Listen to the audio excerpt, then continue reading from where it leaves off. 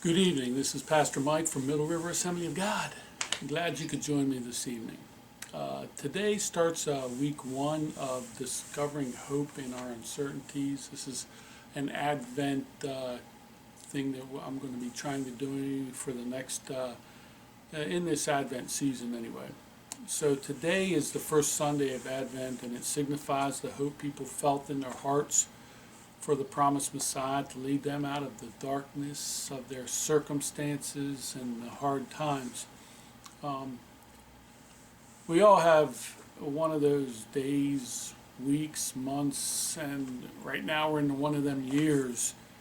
And so as we begin this season of Advent, we're going to spend the next 7 days rediscovering hope in our hearts that Jesus continues to bring to our world. And I hope that you remember the hope that is fulfilled in Jesus. I want you to express your desires for Him this season and place your hope in Him who is the light of the world. This one born as a baby in Bethlehem and is coming again. So today we're going to read a few verses. Luke chapter 1 verse 29 through 33 says, "But the angel of the Lord said to her, 'Do not be afraid, Mary, you have found favor with God.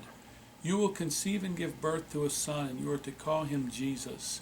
He will be great and will be called the Son of the Most High. The Lord God will give him the throne of his father David, and he will reign over Jacob's descendants forever. His kingdom will never end.'" It's Luke 1, 29 through 33. Then we find in Matthew chapter 1 verses 21 through 23, "She will give birth to a son, and you are to give him the name Jesus, because he will save his people from their sins." All this took place to fulfill what the Lord had said through the prophet, "The virgin will conceive and give birth to a son, and they will call him Emmanuel," which means God with us. What are you hoping for this season? What are you hoping for this season? I know we're in a hard time with the pandemic, but we need hope. We need hope. Paul wrote in Romans chapter 8 verses 24 through 26, for in this hope we were saved. But hope that is seen is no hope at all. Who hopes for what they already have? But if we hope for what we do not yet have, we wait for it patiently. In the same way, the Spirit helps us in our weakness. In this first devotion here, when we're looking at the Advent and hope, we're going to see that hope sees beyond. Hope sees beyond what we have, where we are. You remember the movie A Christmas Story? It was a 1983 holiday classic hit, and it centered around a boy named Ralphie and his longing for a Red Ryder BB gun. Yeah, this is the one where his friend stuck his tongue to the flagpole in the middle of winter. Yeah, that one. Well, all through this movie, he's built this up in his head, this Red Ryder BB gun. It's the be-all, it's the end-all of all his 9-year-old existence. And there's nothing that he wants more. For most of the movie, other people, including a department store Santa, kind of pour cold water on his dream, but he continues to keep hope alive.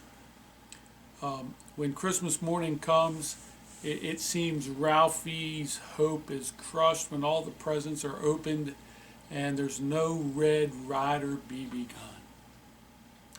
Spoiler alert, just so you know, there is one more gift in the movie, and he gets it, and he's happy and he's joyful because his greatest wish comes true, but he doesn't have to hope anymore.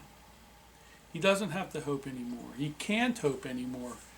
You see, Paul writes, "Hope that is seen is no hope at all. Who hopes for what they already have?" Now, Paul is talking about the completion of God's work within and around us. The fulfilled restoration of our bodies and souls, and actually all of creation. Paul explains that this is reality already. We find this in Jesus. Because Jesus came, he lived, he died, and he rose again. Now with the help of his Spirit, we wait patiently to see that work completely fulfilled. This was the promise that God gave at the beginning and continues through Abraham, Isaac, Jacob, the history of Israel, and all through the New Testament, even through Revelation, we see the fulfillment of that promise. So our hope is fulfilled in Jesus. What is your deepest desire? What's your deepest hope this Christmas? And what step can you take to experience the strength of God's Spirit to renew hope and realize his work all around us? I just pray that you, and I hope that you find Jesus at this time. That Jesus can walk you through this, even this difficult time that we're in, and give you hope. I hope that you find him. God bless.